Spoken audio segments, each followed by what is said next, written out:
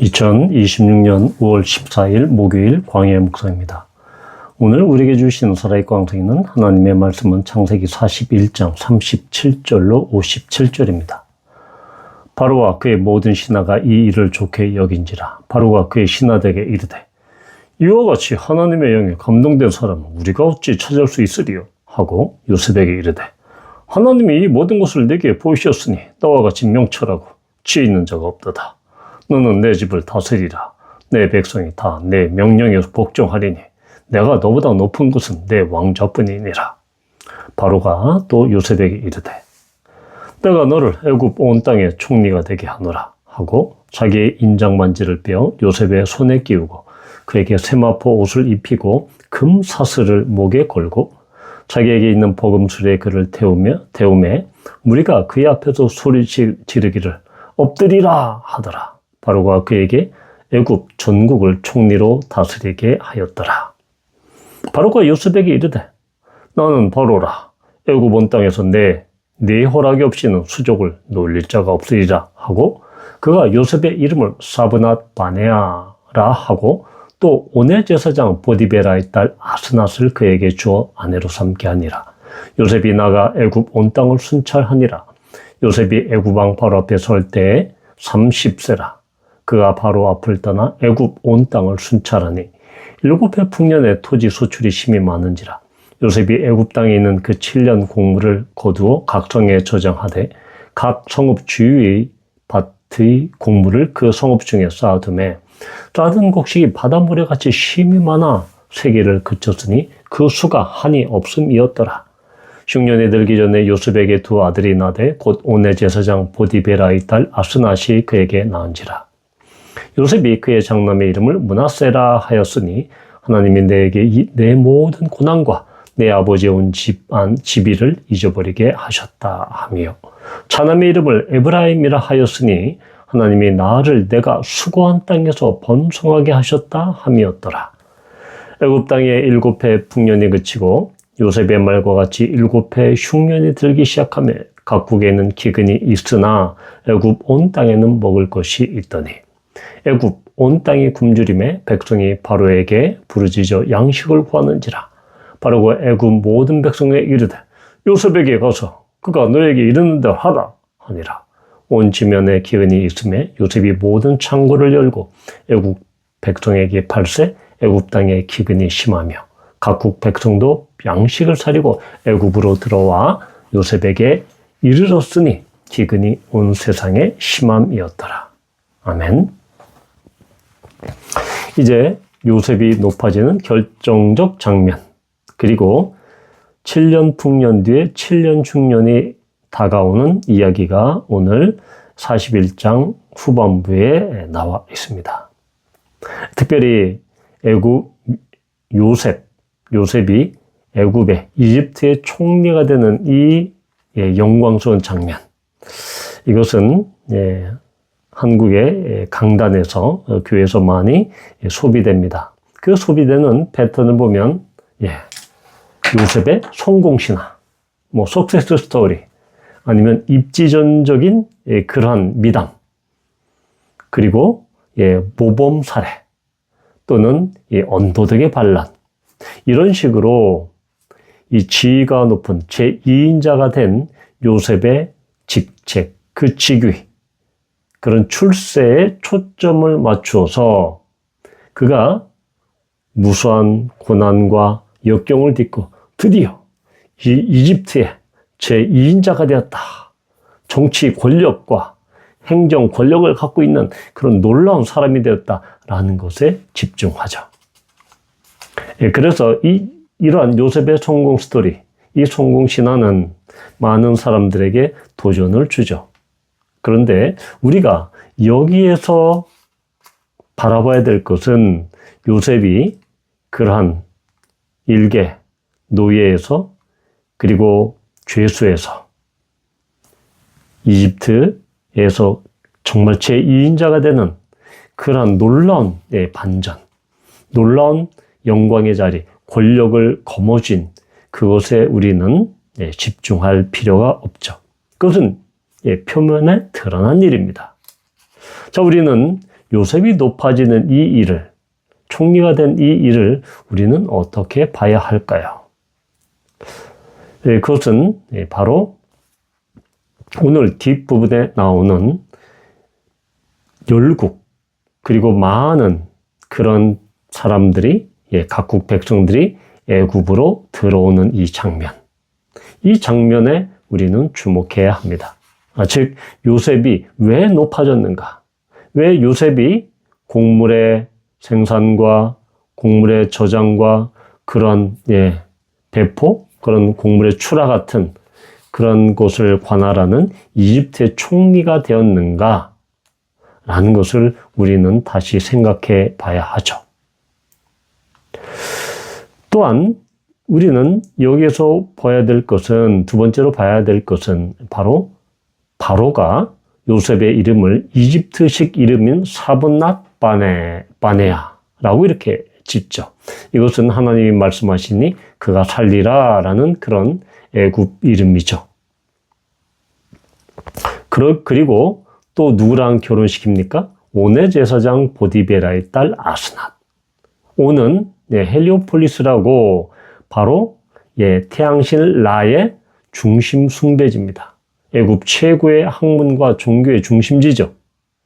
거기에 제사장인 보디베라의 딸과 결혼시켰다라는 것은 요셉이 바로 애굽의 이집트의 최고위급, 최고 가문의 일원이 되었다. 그는 이제 정치적으로 또한 종교적으로 엘리트가 최고의 권력자가 되었다라는 것을 상징합니다. 따라서 바로가 요셉의 이름을 애굽식 이름으로 개명한 것은 완전히 요셉을 애굽, 이집트로 동화시키기 위한 그런 하나의 신호다라고 볼 수 있습니다.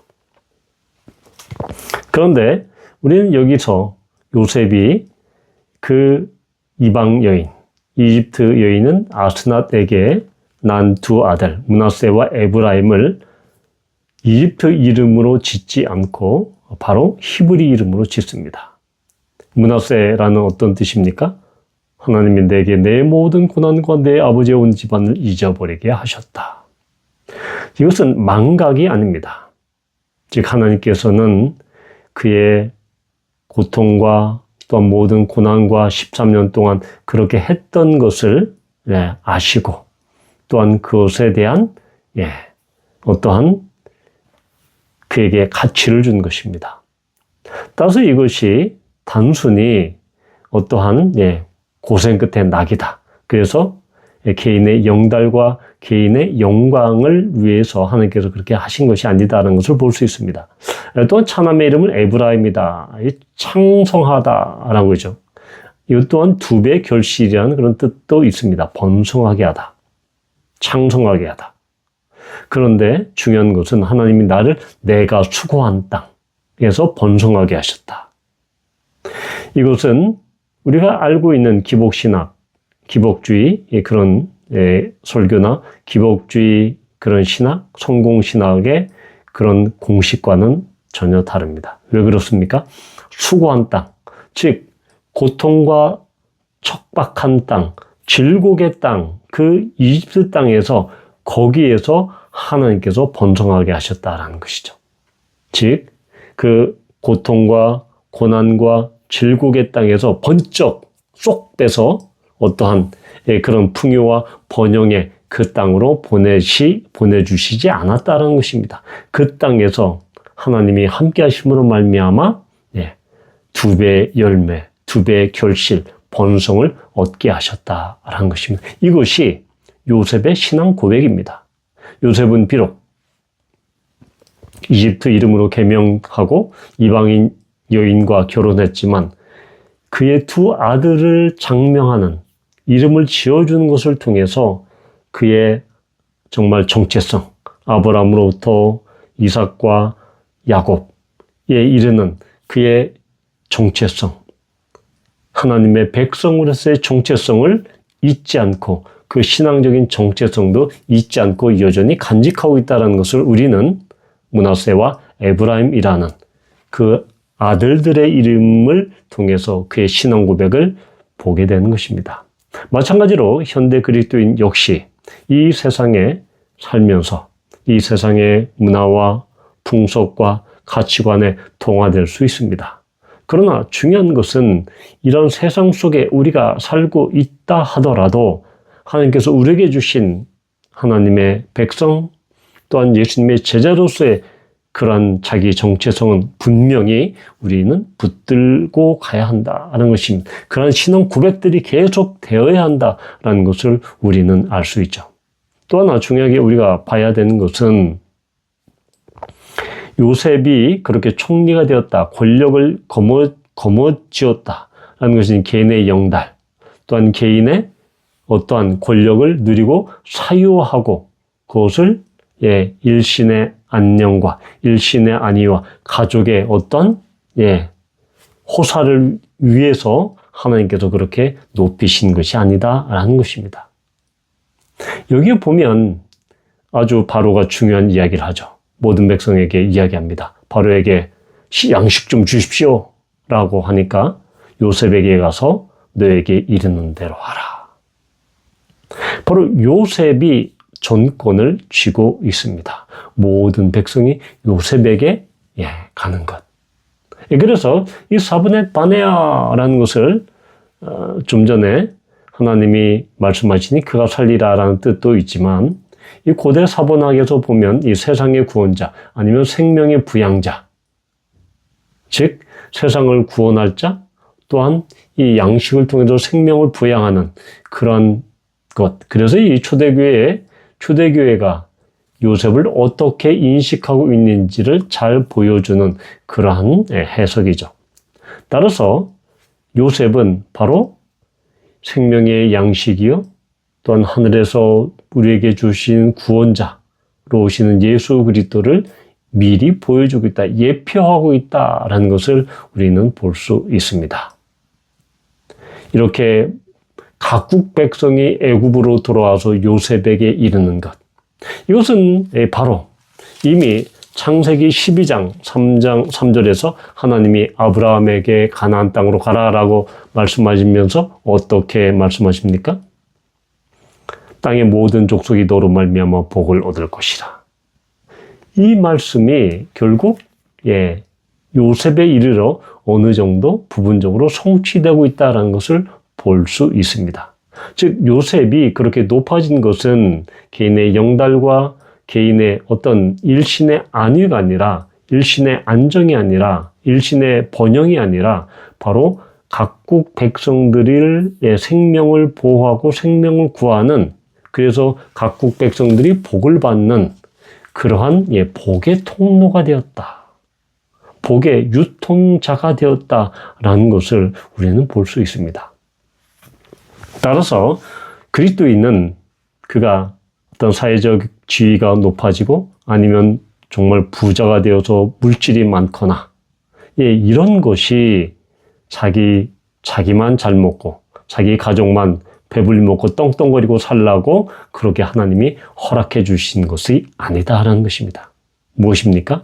바로 복의 근원이 되어야 된다는 것입니다.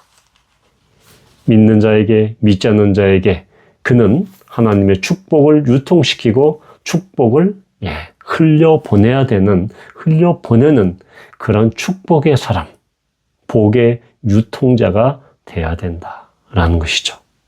이것이 하나님께서 요셉을 높이신 결정적인 이유입니다. 또 하나는 바로 이러한 총리직을 통해서 가나안 땅에 있던 야곱과 그의 자녀들이 70여 명이 애굽으로 이주하지 않습니까? 그 기근을 피해서 하나님께서는 그 언약 백성을 생명으로 보존하십니다. 누구를 통해서요? 요셉을 통해서. 결국 요셉을 그렇게 높이신 것은 그 총리라는 정치 권력 그 현상이 아니라 왜 하나님께서 이 일을 하셨는가? 즉 하나님의 언약 백성을 보호하시고 그들을 인도하시는 하나님의 이 지키심이 하나님의 그 언약이 성취되는 이루어진 그런 과정으로 해석할 수 있고, 또한 하나님께서 아브라함에게 말씀하신 모든 민족이 너로 인하여 복을 받게 될 것이다 라는 구원의 축복, 또는 이렇게 물리적으로 양식을 얻는 그런 축복, 그리하여 생명의 떡이 되셔서 이 구원의 그 복을 주시는 예수 그리스도로 말미암아 이런 모든 것이 성취되는 그런 것을 우리는 볼 수 있습니다. 바라기는 하나님의 이러한 놀라운 축복을 우리가 받았을 때 그것이 우리 자신만, 우리 가족만 잘 먹고 잘 사는 것이 아니라 다른 믿지 않는 자에게, 믿는 자에게 하나님의 복을 유통시키는, 하나님의 복을 흘려보내는 그러한 축복의 사람이 되기를 축원합니다.